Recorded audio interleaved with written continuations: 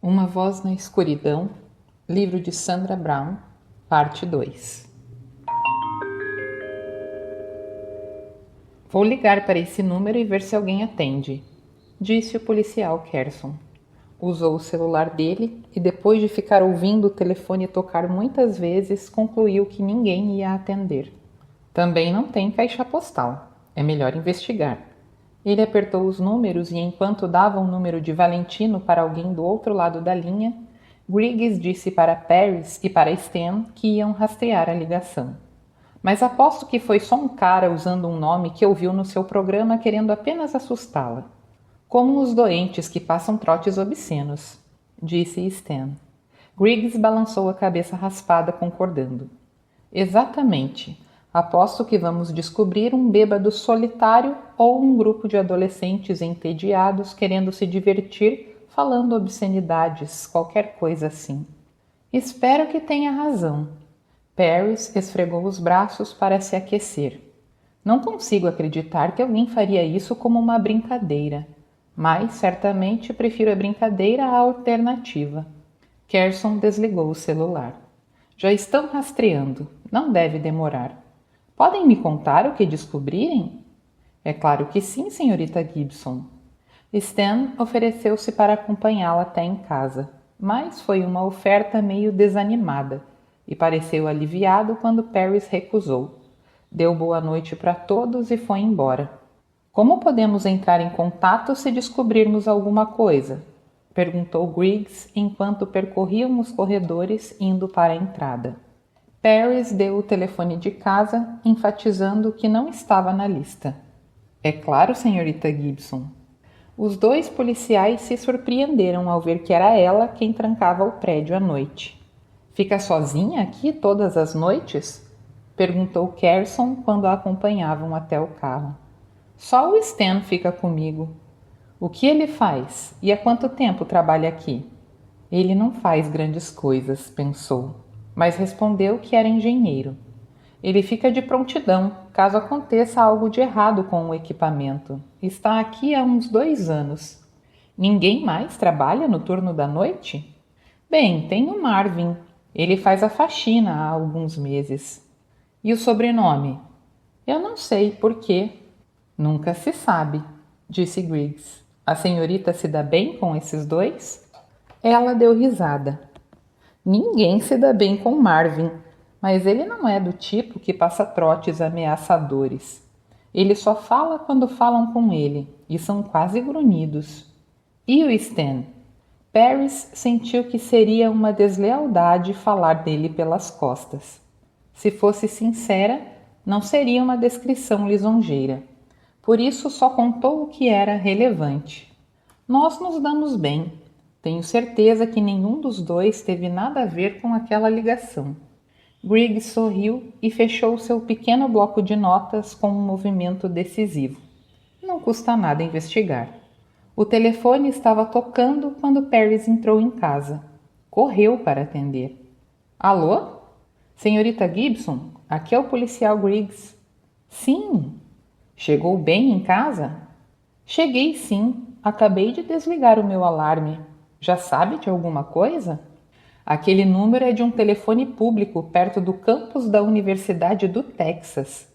Um carro da polícia foi lá verificar, mas não havia ninguém por perto.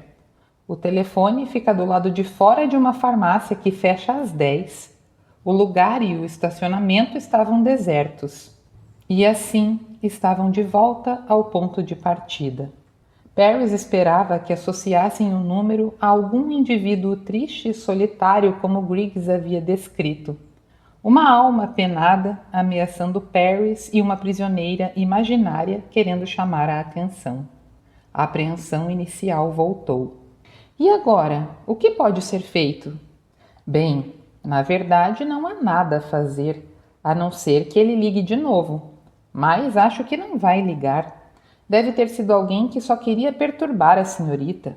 Amanhã à noite teremos carros patrulhando a área em torno daquele telefone público para ver se encontramos alguém escondido por lá. Isso não bastava, mas era tudo o que teria. Paris agradeceu. O policial e seu parceiro tinham feito tudo o que se podia esperar que fizessem. Mas Paris não estava pronta para aceitar que a ligação de Valentino tinha sido um trote e que não tinha nada com que se preocupar. Até a origem do telefonema era preocupante. Uma pessoa que queria chamar a atenção não deixaria pistas óbvias para poder ser rastreada e identificada, repreendida pela polícia, talvez até citada nos jornais. Valentino havia usado um telefone público para não ser rastreado. Não queria ser identificado. Aquela ideia perturbadora não saía da cabeça de Paris enquanto ela atravessava a sala da sua casa, passava pelo corredor e entrava no quarto, como sempre acontecia quando voltava para a casa do trabalho. Os cômodos estavam todos às escuras e silenciosos. As casas vizinhas também tinham as luzes apagadas àquela hora. Também estavam silenciosas, mas havia uma diferença. Naquelas casas, as orações das crianças tinham sido ouvidas antes de serem postas na cama. Maridos e mulheres tinham dado beijos de boa noite. Alguns fizeram amor antes de se acomodar sob o cobertor. Eles compartilhavam uma cama, calor físico e sonhos. Compartilhavam suas vidas. A escuridão era compensada pelas luzes noturnas, pequenos faróis de conforto que brilhavam em quartos cheios de brinquedos e sapatos e todas as coisas que faziam parte de uma vida familiar ativa. As luzes noturnas na casa de Paris só enfatizavam a ordem estéril dos cômodos. Seus movimentos eram a única fonte de sons. Dormia sozinha. Não era sua primeira opção, mas a realidade era essa. E teve de acabar aceitando. Naquela noite, porém, a solidão era enervante. E o motivo era a ligação de Valentino. Tinha anos de experiência ouvindo vozes, captando nuances da fala, dando recados subliminares, separando a verdade das mentiras e ouvindo mais do que era dito em voz alta.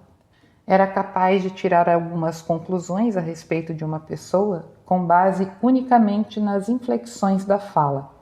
Os telefonemas transmitiam alegria e tristeza. Deixavam Paris pensativa, aborrecida e de vez em quando muito zangada.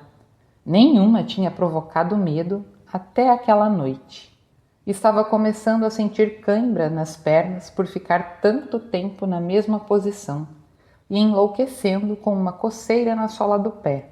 O rosto doía e sentia o inchaço. O corpo todo doía. Aquele filho da puta, pensou sem poder xingá-lo em voz alta por causa da fita adesiva na boca. Por que tinha inventado de achar que ele era tão especial? Não a levava a lugares fabulosos, nem gastava dinheiro com ela.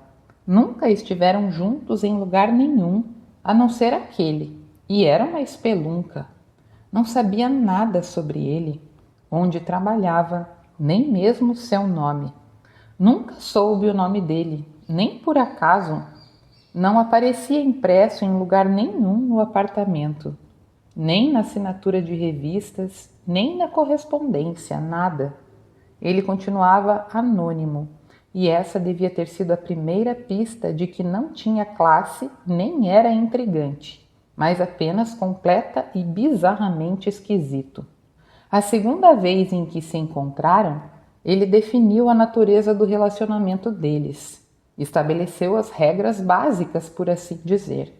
Iniciou a conversa enquanto espalhava óleo de bebê nela para obter um efeito especial numa série de fotografias. A sua amiga, aquela com quem você estava na noite em que nos conhecemos, sabe? Você quer dizer a Melissa? Perguntou ela, sentindo uma pontada de ciúme. Será que queria convidar Melissa para uma homenagem à Troá com eles?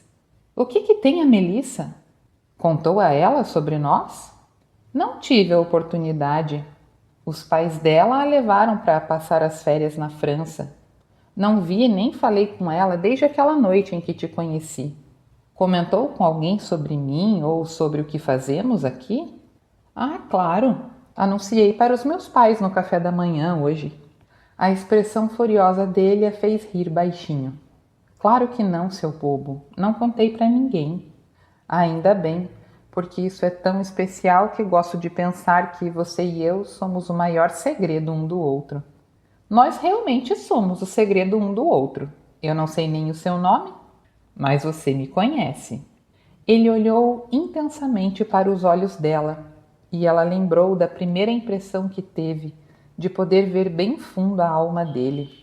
Achava que ele devia ter sentido aquela sua ligação instantânea. Afinal, na primeira noite, disse que a amava.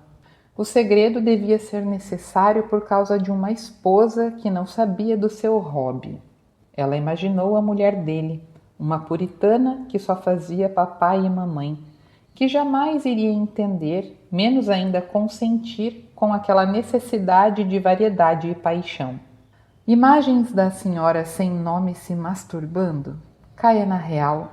Nunca, em 1.000.000 de anos. Provavelmente nem uma foto de seios nus.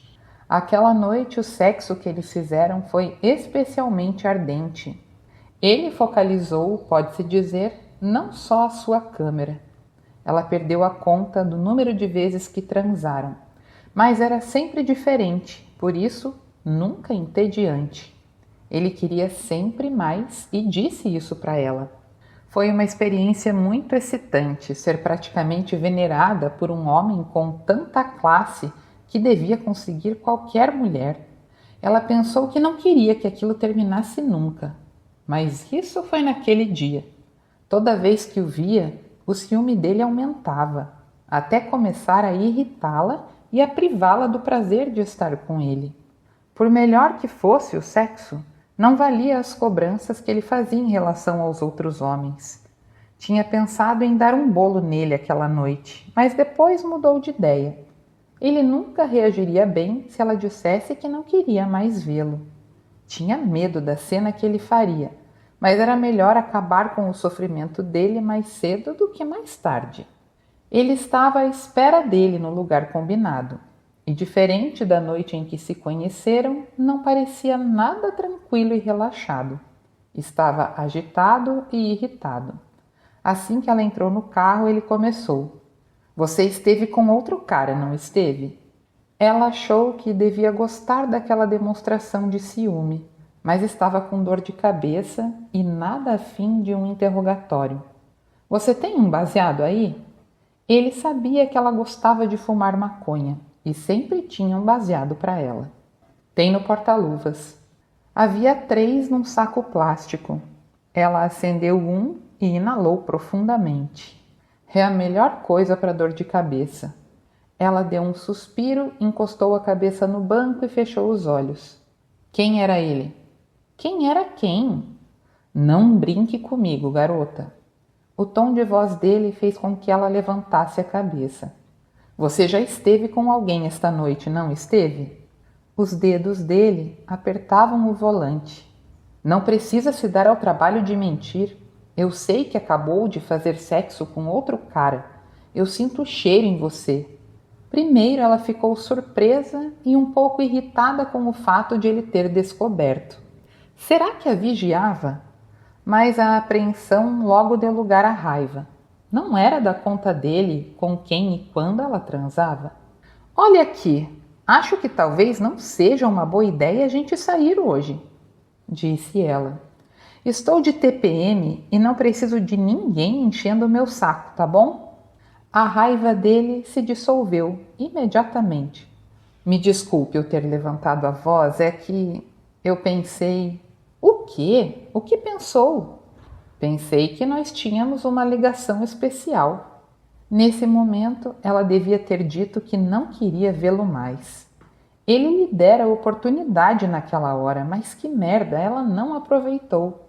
Em vez disso, disse: Não gosto que você fique cobrando aonde eu vou, o que eu faço e com quem eu faço. Já tenho tudo isso em casa.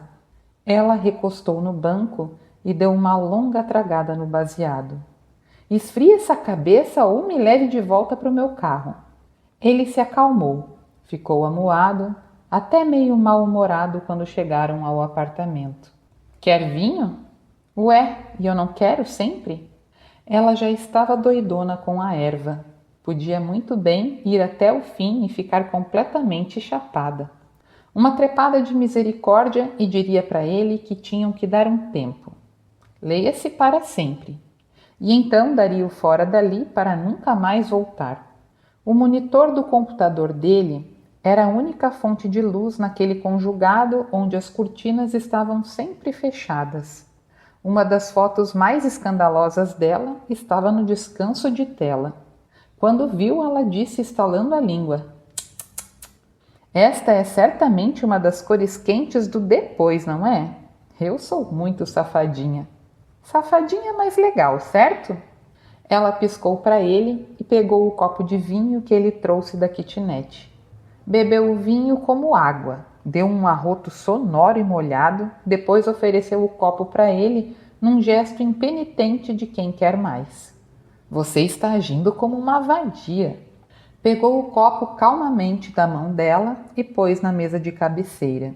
E então deu-lhe um tapa tão forte que as lágrimas saltaram dos seus olhos antes mesmo da dor do rosto atingir o cérebro. Ela gritou, mas ficou chocada demais para dizer qualquer outra coisa. Ele a empurrou para a cama. Ela caiu com força. O quarto parecia girar. Estava mais chapada do que esperava. Fez força para levantar. "Ei, eu não quero." "Ah, você quer sim." Ele pôs a mão sobre o peito dela para imobilizá-la deitada enquanto tentava tirar o cinto e abrir a braguilha, e começou a rasgar-lhe a roupa. Ela estapeava as mãos dele, chutava e xingava-o de todos os nomes que conhecia, mas ele não parava. Penetrou nela com tanta força que ela gritou, cobriu-lhe a boca com uma das mãos. "Cale a boca!" sibilou ele, tão perto do seu rosto que ela sentiu uma chuva de perdigotos. Ela mordeu a carne logo abaixo do polegar dele. Ele gemeu e tirou a mão. "Seu filho da mãe!" berrou ela. "Saia de cima de mim!" E ficou atônita quando ele começou a rir baixinho. "Você acreditou, não é? Pensou que eu estava falando sério." Ela parou de lutar. "O quê?"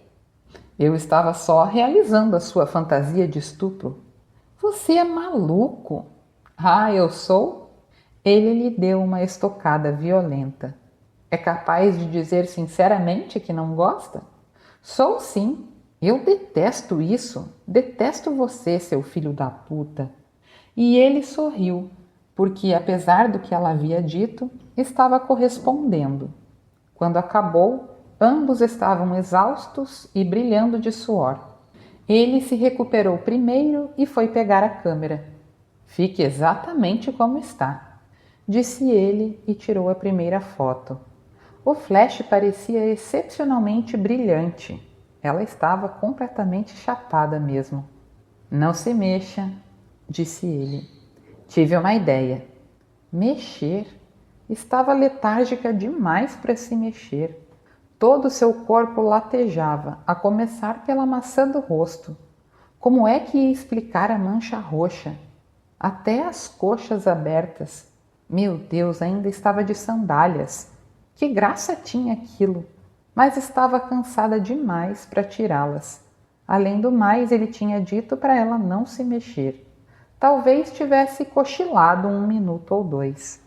Quando se deu conta, ele estava de volta, inclinado sobre ela, juntando seus pulsos. "O que é isso?" Ela ergueu o corpo e viu que ele usava uma gravata para amarrar seus pulsos.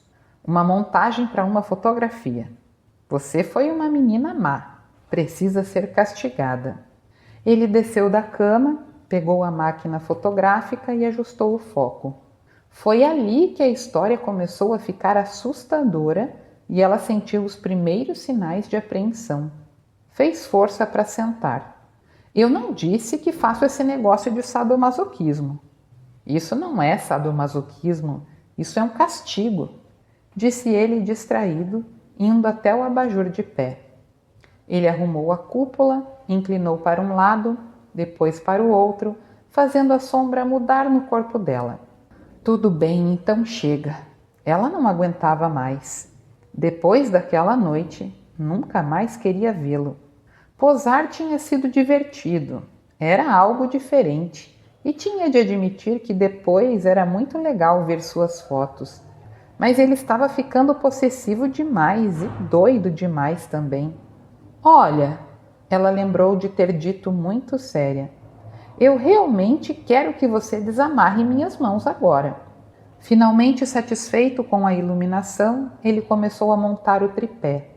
Ela adotou outra tática e suavizou o tom. Faço qualquer coisa que você quiser. Você sabe que eu faço. Só precisa pedir qualquer coisa. Ele ainda parecia não ouvir nada. Enquanto estava distraído, ela deslizara para a beira da cama, calculando a distância até a porta.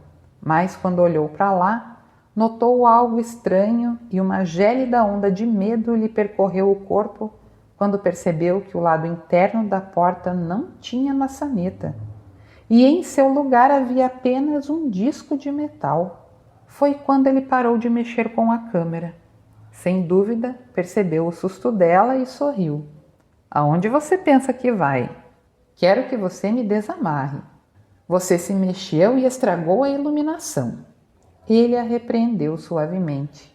Iluminação é o caralho, eu vou me mandar daqui.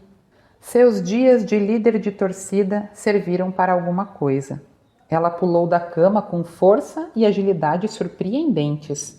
Porém, não foi muito longe. Ele a segurou pelo cabelo, puxou-a de volta e a jogou na cama. Você não pode me prender aqui, gritou ela. Você tinha que estragar tudo, não é? Estragar o quê? Nós. Ei, não existe nenhum nós, seu tarado doente. Você tinha que me trair, como as outras fizeram. Achou que eu não ia descobrir? Eu também escuto o programa da Paris Gibson, sabe? Ela pôs o seu telefonema no ar. Milhares de pessoas ouviram você dizer que eu te sufocava com a minha possessividade. Você ia seguir o conselho dela e me deixar, não ia? Ai, meu Deus! De pé, bem junto dela, com os punhos cerrados ao lado do corpo, parecia que ele se esforçava para controlar a raiva. Você não pode tratar as pessoas como papel higiênico e sair impune, sabia? E como ele estava assustador demais, ela resolveu calar a boca. Ele tirou mais algumas fotos, depois achou que também tinha de amarrar os pés dela. Ela lutou como se sua vida dependesse disso, mas ele acabou dando-lhe um tapa tão forte que os seus ouvidos uniram. Foi a última coisa que ela ouviu.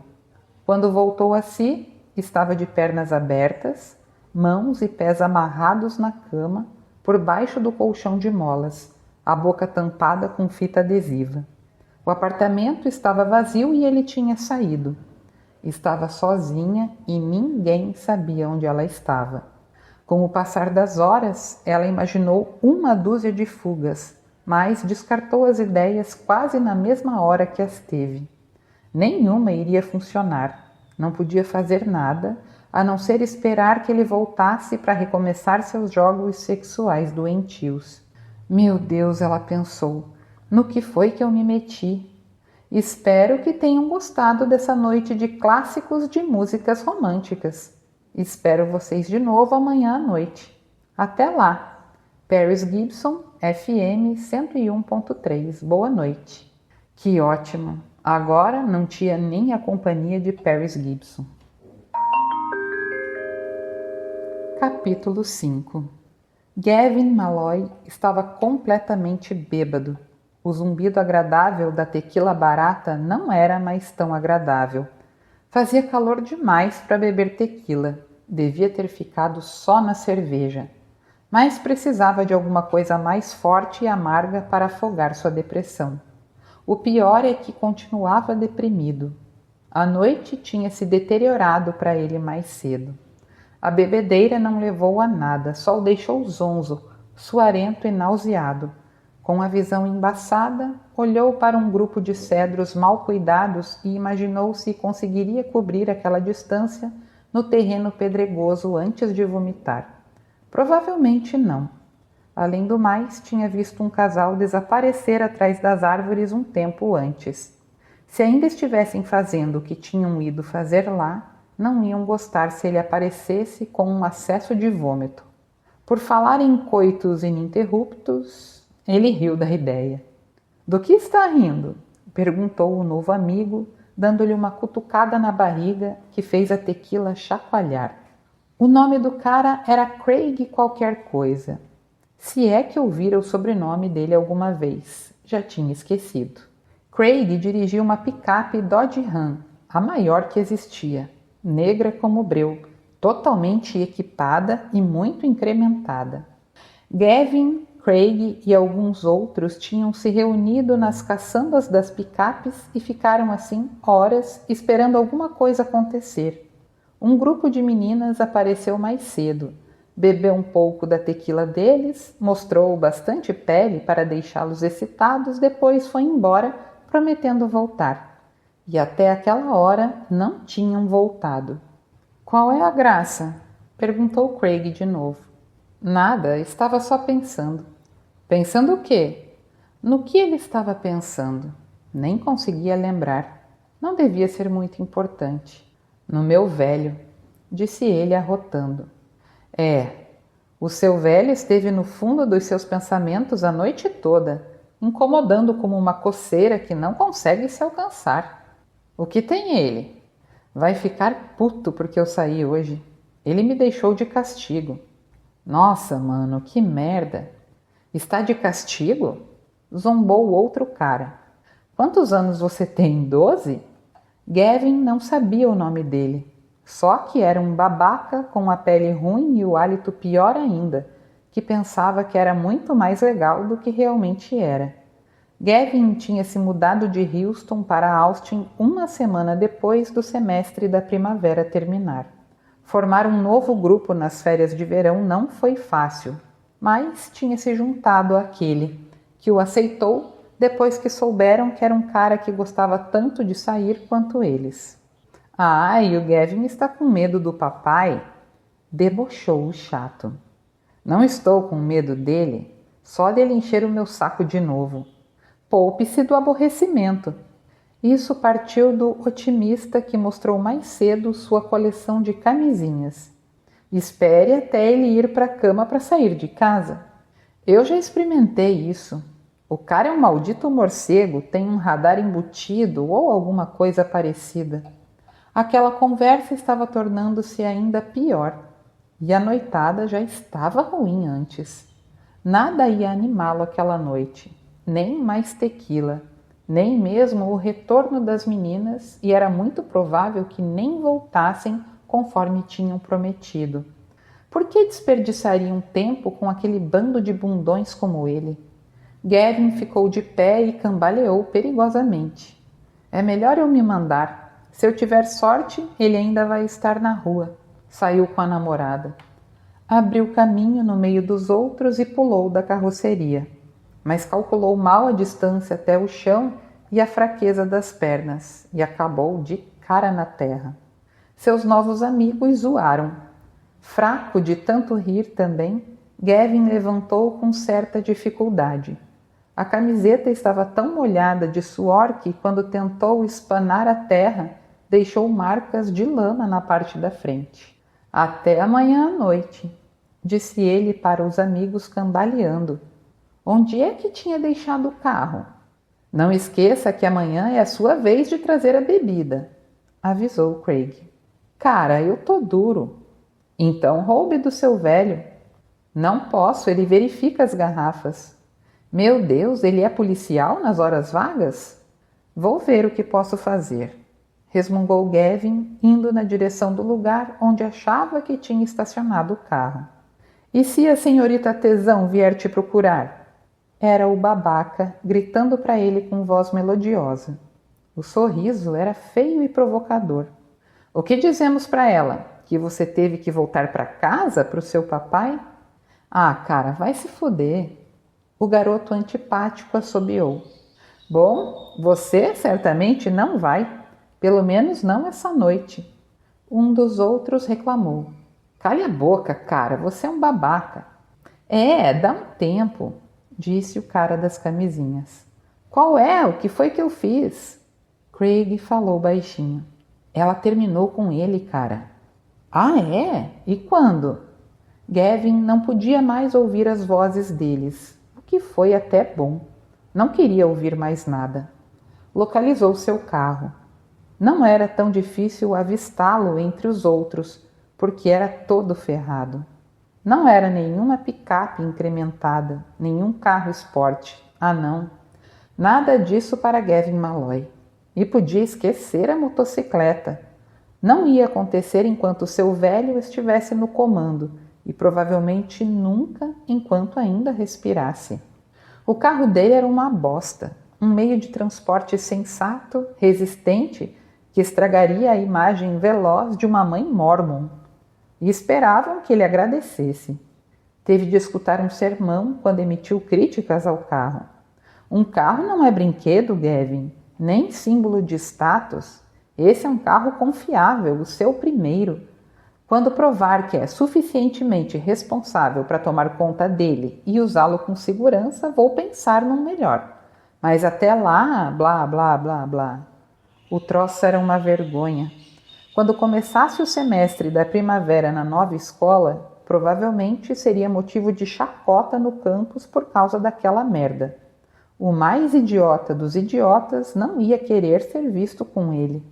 No seu estado atual, não devia dirigir coisa nenhuma e tinha um pingo de sobriedade para saber disso. Concentrou-se muito em manter a linha central em foco, mas isso só fazia aumentar a tontura. Ainda faltavam alguns quarteirões para chegar em casa e ele teve de parar e sair do carro para vomitar. Despejou um rio de tequila no canteiro de flores que formava um perfeito círculo de cor em volta da caixa do correio de algum pobre coitado. Alguém ia ter uma surpresa nojenta quando saísse para pegar a correspondência de manhã. Sem falar no carteiro. Sem coordenação, Gavin entrou no carro e dirigiu o resto do caminho para a nova casa que o pai tinha comprado para eles. Não era nada má. Na verdade, Gavin gostava dela, especialmente da piscina, mas não queria que o pai soubesse que gostava da casa. Ficou aliviado ao ver que o carro do pai não estava na entrada. Mas Gavin sabia que o pai era capaz de montar uma armadilha para ele, por isso entrou sorrateiramente pela porta dos fundos. Parou e ficou escutando. O pai ia adorar pegá-lo se esgueirando para poder deixá-lo de castigo mais um tempo, tirar seu celular, seu computador, seu carro e tornar a sua vida ainda pior do que já era. Aquela era a principal missão da vida dos pais dele, tornar a sua vida miserável. Certo de que não tinha ninguém em casa, Gavin foi para o quarto. O velho ainda devia estar com Liz, trepando que nem coelho, sem dúvida. Nunca transavam na cama dele em casa. Será que pensavam que ele era burro, que não sabia que faziam sexo quando ele passava a noite na casa dela? Era difícil imaginar Liz na cama.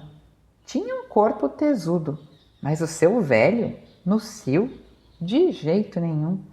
Gavin não conseguia imaginar nada mais abjeto. Ligou o computador no quarto antes mesmo de acender o abajur da mesa. Não entendia a vida sem um computador. Como é que as pessoas sobreviviam antes dele? Se seu pai realmente quisesse puni-lo, era esse o privilégio que deveria revogar. Verificou seus e-mails. Havia um da mãe que apagou sem ler. Qualquer coisa que ela tivesse a dizer seria para aplacar a própria consciência, e Gavin não queria saber. Você vai entender que isso é o melhor para todos. Você e o seu futuro são a nossa maior preocupação, Gavin. Depois que você se adaptar à mudança, blá, blá, blá. Claro, mãe, tem razão, mãe. Que besteira, mãe. Sentou diante do computador e começou a compor uma carta no e-mail, mas não para a mãe. A raiva que sentia dela era pequena comparada com o ódio que sentia de quem ia receber aquela carta. Não que planejasse enviá-la. E justamente por não pretender enviar, desabafou toda a fúria que se acumulava dentro dele há dias. Por que você se acha tão maravilhosa? Escreveu. Já vi melhores e já tive melhores. Gavin? A luz do teto acendeu e ele quase caiu da cadeira de susto. Saiu rapidamente do e-mail antes que o pai pudesse ler o que havia na tela. Virou para trás, torcendo para não parecer culpado. O que é? Cheguei. E daí? Você está bem? Ore, por que eu não estaria? Não sou criança. Você já jantou? Sim, já jantei, disse ele, estalando os lábios. Sobra de pizza do micro-ondas. Você foi convidado a jantar comigo e com Liz. Não fui porque não quis. Aposto que isso partiu seu coração. Com a voz suave e tranquila que Gavin odiava, o pai disse: Se eu não quisesse que você fosse, eu não teria convidado, Gavin. Ele entrou no quarto e Gavin pensou: Ah, que maravilha! O que esteve fazendo a noite toda? Nada, surfando na internet. O que é isso na sua camiseta? Perfeito. Tinha esquecido da terra na camiseta. E devia ter vômito também. Ignorou a pergunta e virou de frente para o computador de novo. Estou ocupado, pai. O pai segurou Gavin pelos ombros e o fez virar para ele. Você saiu, não é? O seu carro não está no mesmo lugar que estava quando eu saí. E o capô está quente. Gavin deu risada. Está verificando a temperatura do motor do meu carro? Vai cuidar da sua vida, cara. E você tem que cuidar de me obedecer, disse o pai, elevando o tom de voz, coisa rara. Você está fedendo vômito e está bêbado. Dirigindo embriagado, podia ter matado alguém. Bem, mas eu não matei. Por isso, relaxe e me deixe em paz. Dean estendeu a mão com a palma para cima. Me dê as chaves do seu carro. Gavin olhou furioso para ele. Se pensa que tirando as chaves vai me prender aqui, está muito enganado. Dean não disse nada. Só continuou com a mão estendida. Gavin pescou as chaves do bolso da calça jeans e deixou cair na palma da mão do pai. Eu odeio essa merda de carro mesmo. Por isso não é grande perda. O pai embolsou as chaves, mas não saiu do lugar. Sentou na beira da cama desarrumada. E agora, o que é? Gemeu Gavin. Um dos seus famosos sermões sobre como estou desperdiçando a minha vida? Você acha que eu gosto de castigar você, Gavin? Sim, eu acho que você gosta, sim. Acho que tenho o maior prazer de ser o pai grande e mau, mandando em mim o tempo todo. Você gosta de dizer que tudo que eu faço é errado. Isso é ridículo, Gavin. Por que diz isso? Porque você nunca fez nada de errado em toda a sua maldita vida. Você é o senhor perfeitinho. Deve ser chato pra caramba estar certo o tempo todo. Ficou surpreso ao ver o sorriso triste do pai. Longe de mim estar certo o tempo todo, e eu não sou nada perfeito. Pergunte para sua mãe, ela pode dizer. Mas sei que estou certo em uma coisa. Dean parou e olhou sério para Gavin, provavelmente esperando que ele perguntasse que coisa era essa. Podia esperar até o inferno congelar. Finalmente ele disse: O que é certo é que você está morando comigo agora, e eu estou feliz com isso, filho. Eu quero que você fique aqui comigo. Ah, certo. Tenho certeza que você está animadíssimo com esse novo esquema das coisas.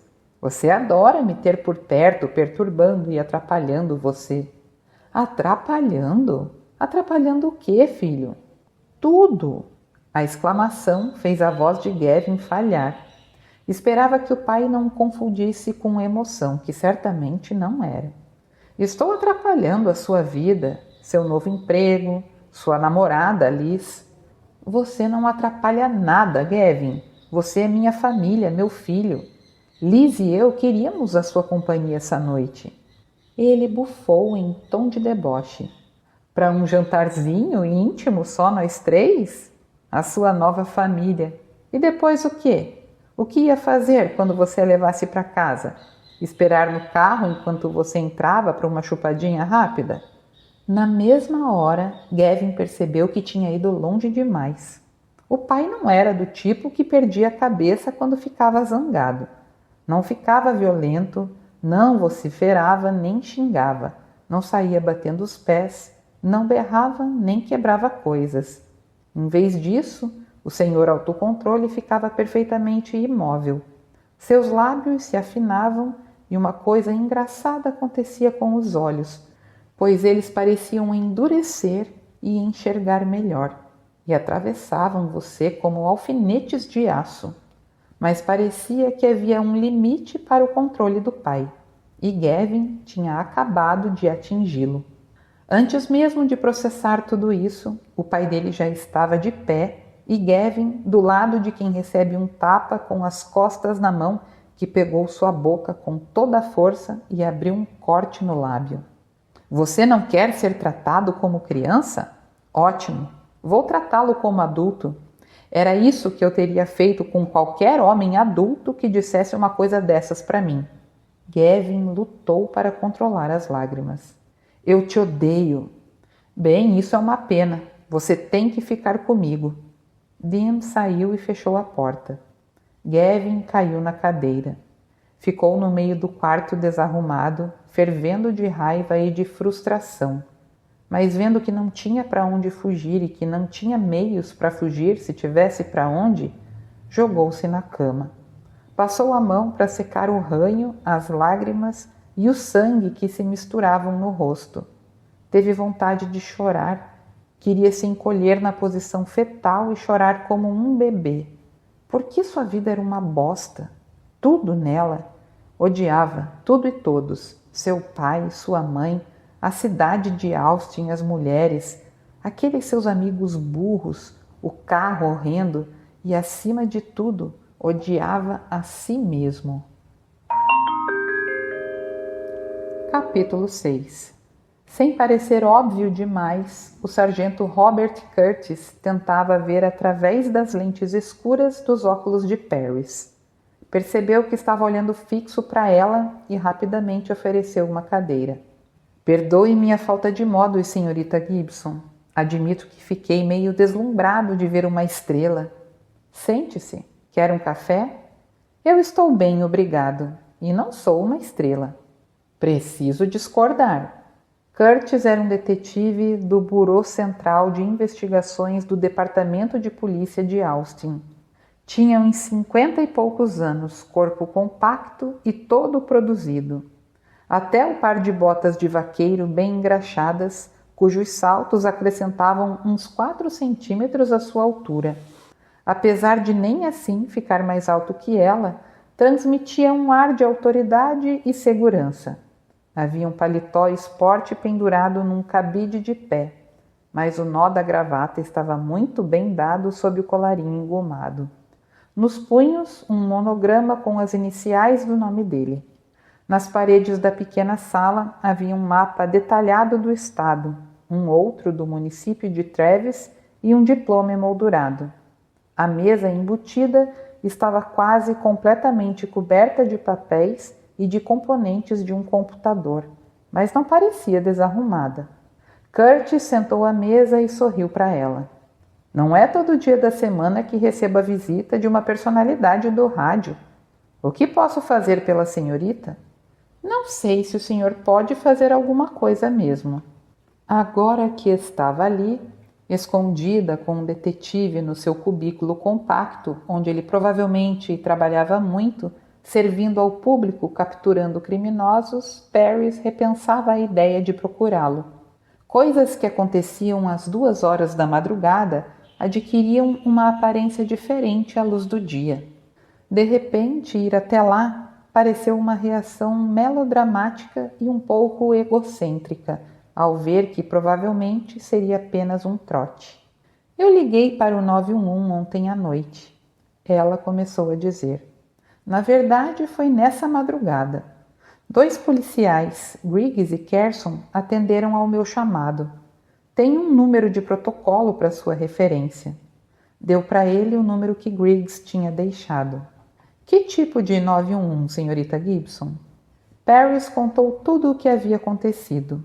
Ele ouviu atentamente, com a expressão aberta e preocupada. Não ficou inquieto como se ela estivesse desperdiçando seu tempo com uma coisa sem importância. Se estava fingindo interesse, o fazia muito bem. Ela terminou o relato, tirou da bolsa uma fita cassete e entregou ao detetive. Fui até a estação essa manhã bem cedo e fiz uma cópia da ligação. Paris lutou contra a insônia até o amanhecer, quando finalmente rendeu-se a ela. Levantou da cama, tomou um banho, vestiu-se e já estava de volta na estação de rádio quando Charlie e Chad, os DJs dos programas matinais para quem ouvia rádio no carro, a caminho do trabalho, liam as manchetes do noticiário das 7. Terei prazer em ouvir a sua fita, senhorita Gibson, disse Curtis. Mas esse departamento investiga homicídios, estupros, assaltos e roubos. Telefonemas ameaçadores. Ele abriu bem as mãos. Por que veio me procurar? Eu li o seu nome no jornal de ontem, admitiu ela mortificada. Sobre o seu testemunho num julgamento. Pensei que obteria uma atenção mais pessoal se pedisse para falar com um detetive específico, em vez de simplesmente aparecer aqui sem hora marcada.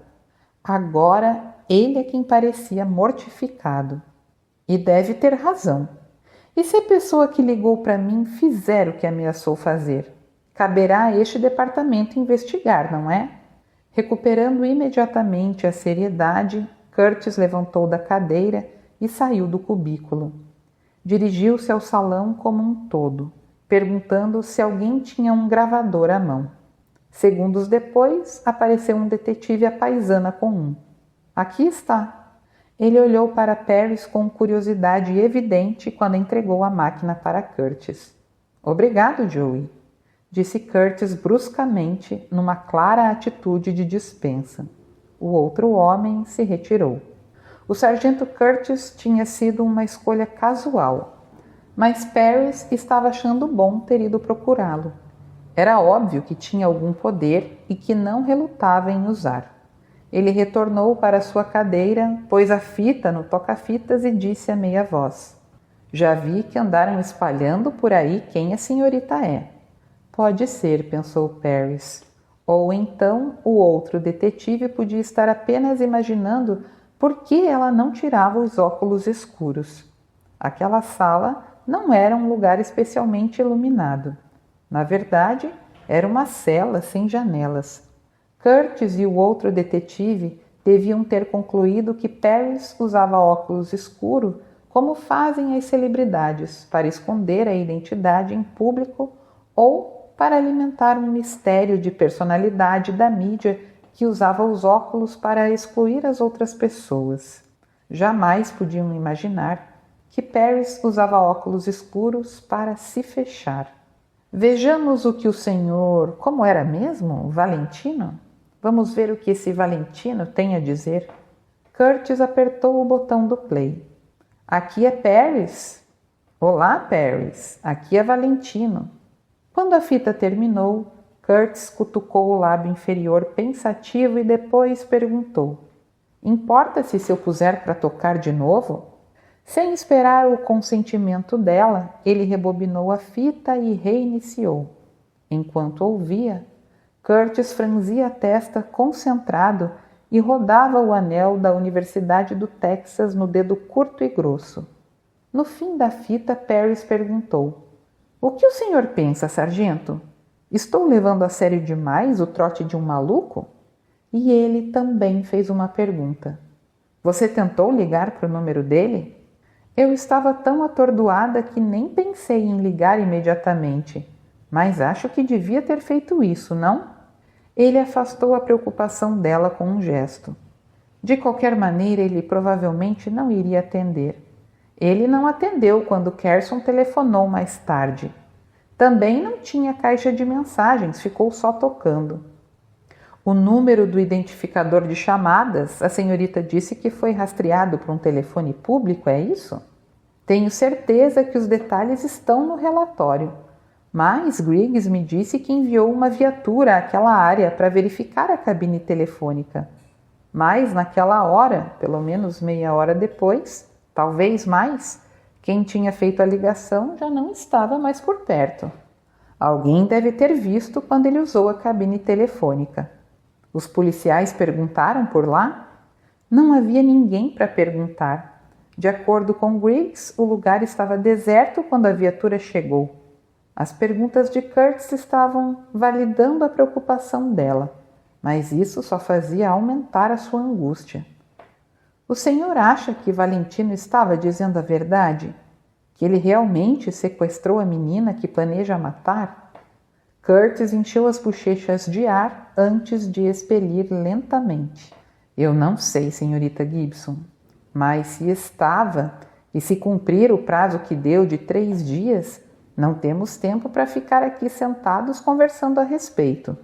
Não quero outro caso de sequestro, estupro nem assassinato na minha mesa, se eu puder evitar. Curtis se levantou e pegou o paletó. O que nós podemos fazer?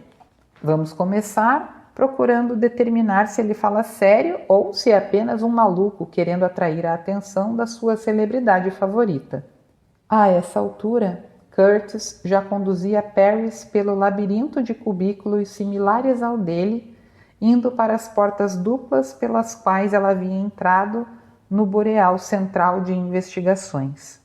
E como é que se determina isso? Procuramos uma autoridade no assunto. Bem na hora que Dan ia sair, Liz telefonou do aeroporto de Houston.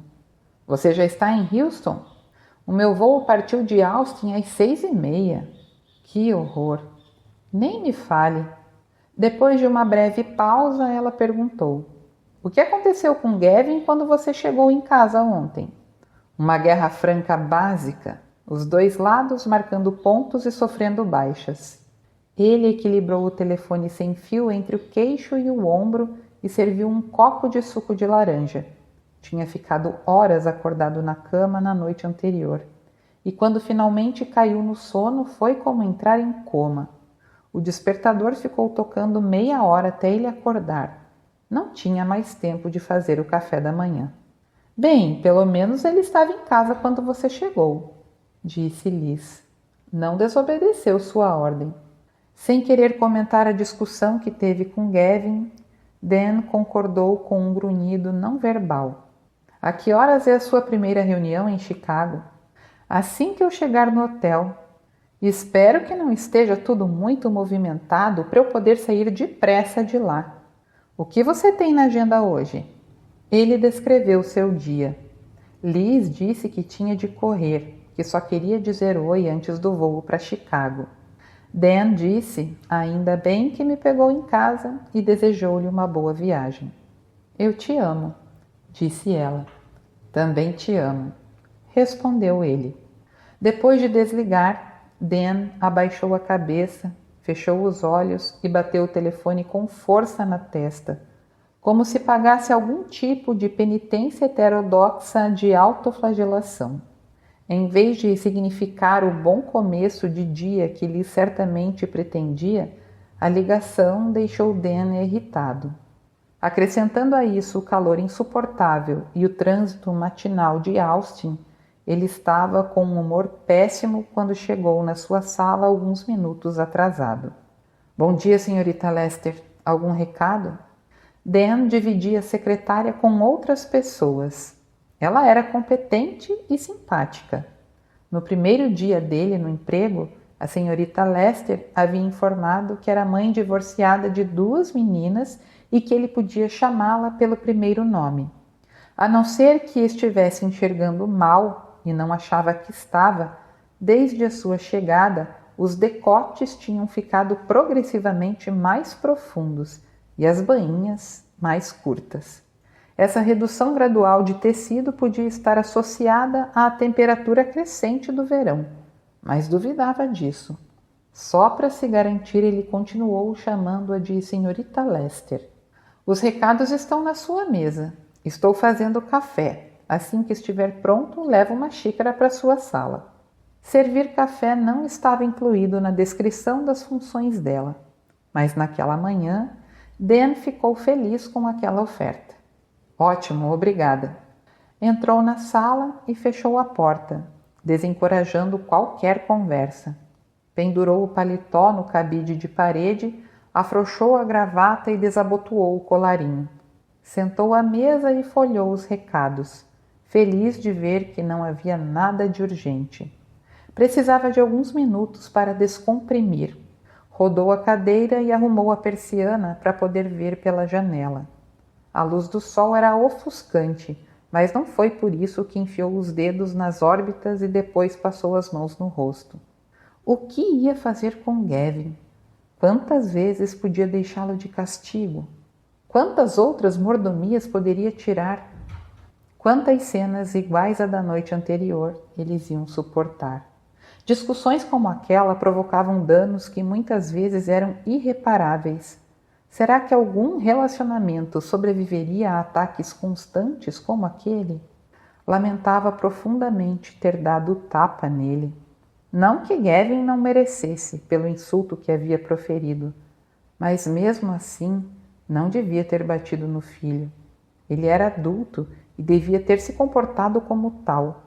Perder o controle daquele jeito era infantilidade e perigoso.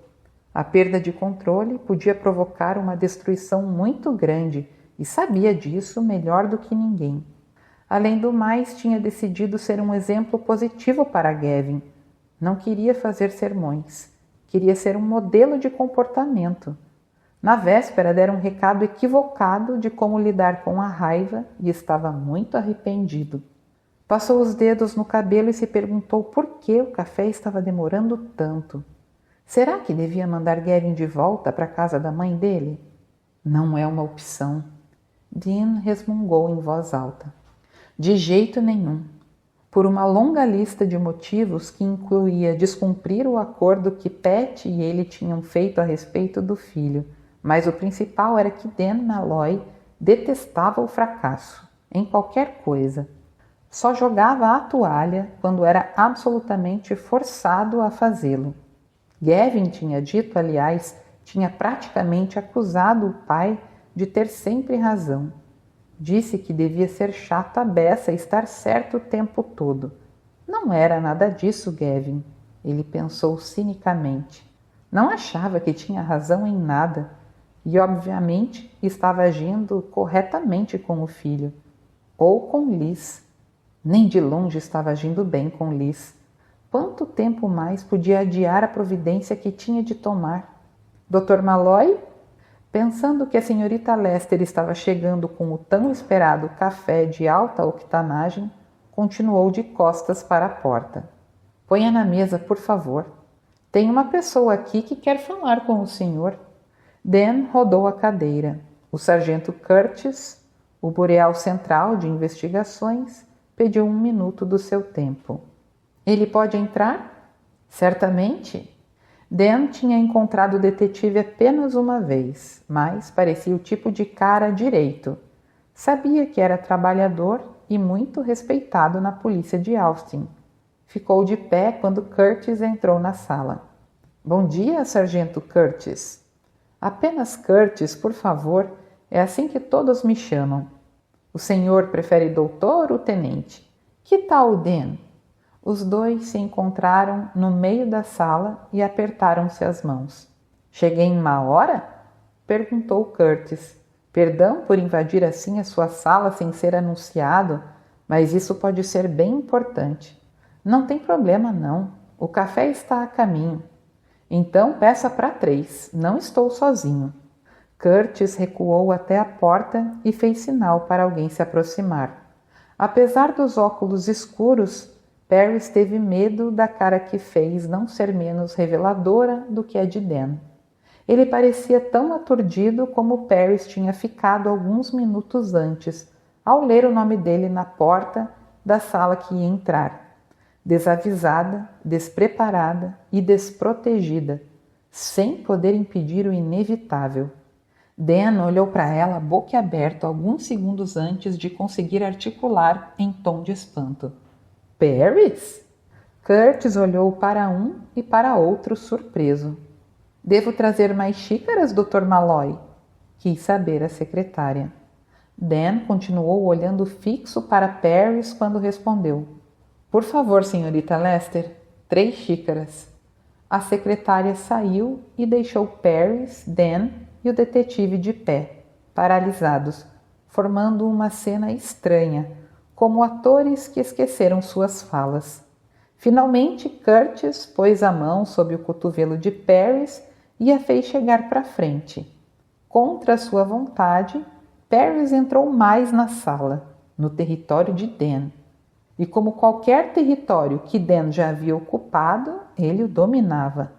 Não apenas fisicamente, com sua estatura acima da média e ombros largos, mas com a força da sua personalidade. Num instante dava para sentir que aquele era um homem de princípios, de convicções inabaláveis e determinação muito firme. Não podia ser seu aliado incondicional ou seu mais temido adversário. Paris conhecia os dois. Sua garganta se contraiu, como se todos os vasos sanguíneos que saíssem do coração convergissem para lá. O oxigênio da sala parecia insuficiente. Respirava com dificuldade e, ao mesmo tempo, lutava para parecer perfeitamente calma. Dan também não estava se saindo muito bem. Quando ficou óbvio que o choque havia privado o homem de suas boas maneiras, Curtis fez Paris sentar-se na cadeira mais próxima. Isso fez Dan despertar do transe. Ah, sim, por favor, sentem-se, os dois. Enquanto ocupavam seus lugares, Curtis disse: Não sou detetive por acaso. Percebi que vocês dois se conhecem. Paris contava com a voz para ganhar a vida, mas estava sem ela. Deixou Dan explicar. De Houston, disse ele. Anos atrás. Eu trabalhava na polícia e Paris... Ele olhou para ela aflito, sem deixar escolha, senão de continuar a explicação. Eu era repórter de uma estação de televisão. Curtis ergueu as sobrancelhas claras, surpreso. Televisão? Pensei que sempre tivesse trabalhado no rádio. Ela olhou para Dean e balançou a cabeça. Passei da televisão para o rádio. Curtis murmurou alguma coisa, indicando que compreendia a transição, mas obviamente não estava entendendo nada. Com licença, a senhorita Lester entrou carregando uma bandeja. Pôs na mesa de Dan e perguntou: Creme e açúcar? Alguém? Todos recusaram. Ela serviu 3 canecas com café de uma garrafa térmica de aço inoxidável. Depois perguntou para Dean se ele queria mais alguma coisa. Ele balançou a cabeça, indicando que não, e agradeceu. Curtis ficou observando a secretária sair da sala. Virou para frente de novo e disse: Estou impressionado. Eles não são partidários de assistentes pessoais no Bureau. O quê? Dean olhou para ele confuso, depois para a porta. Ah, a senhorita Lester. Ela não é minha assistente pessoal, Ela é muito eficiente, só isso. Trata todo mundo aqui desse jeito.